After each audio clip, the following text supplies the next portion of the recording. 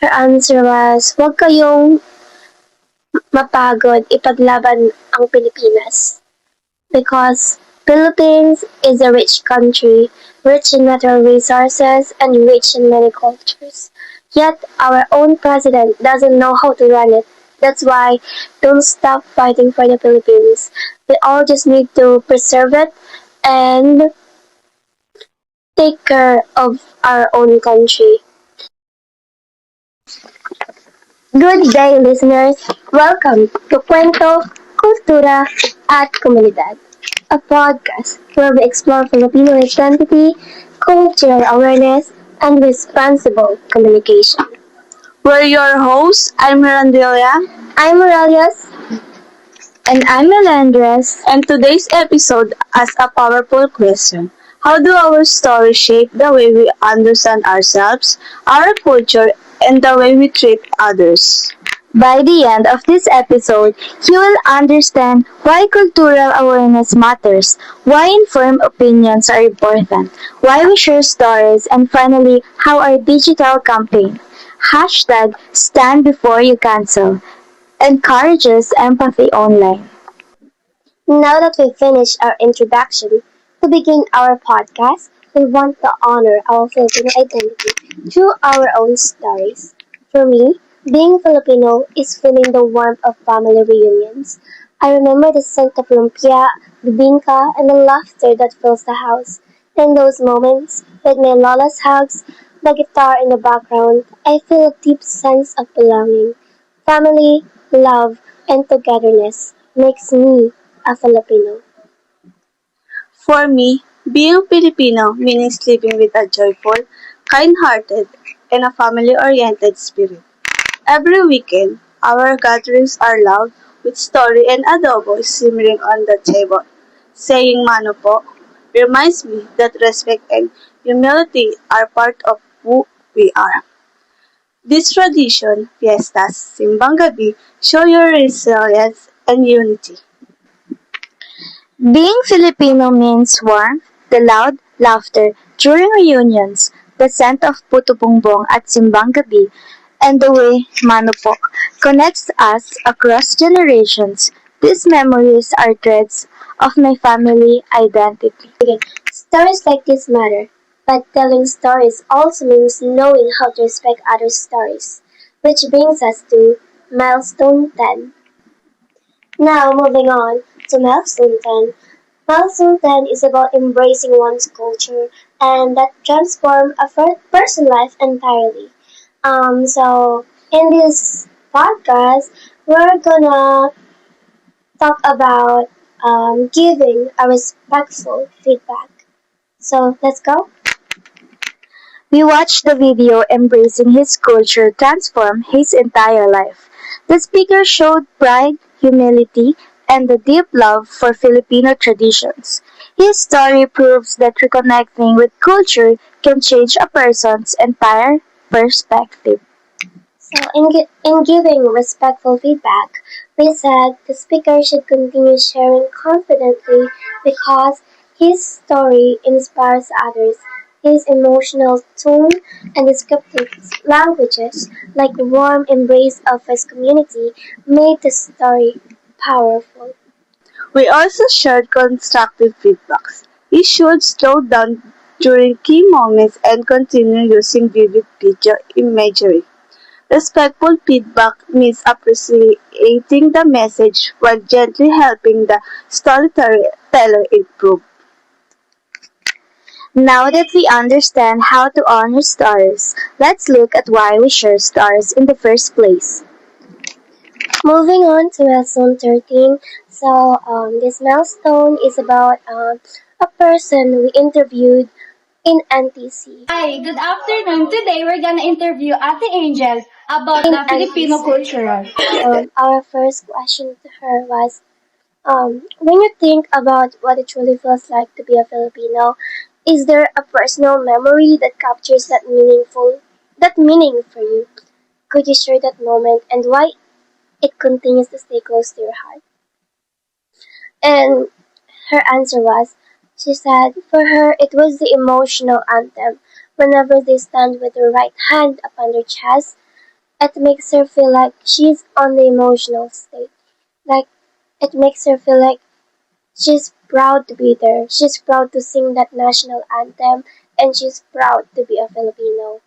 And for our second question, we asked her, what is one meaningful lesson your family taught you, big or small, that has shaped the way you live as a Filipino? Why has this lesson stayed with you through the years? And her answer was, for her, one thing that her family taught her was that still stays with her is using po at opo towards the people, especially the elders, because for her it's a sign of respect towards each other. Or rather, I should say that for us Filipinos, it's a sign of respect towards each other, especially the elders. Now, for our question number 5, we asked her if you could choose one part of our culture to protect and pass on to future generations, what would it be and what personal meaning or emotion do you connect with it? Her answer was literature because young generation barely read, yet we're rich on literature. But again, um, I feel like she felt like literature is being put aside and that she wanted to pass on the younger generation because it's the best thing that we could pass on.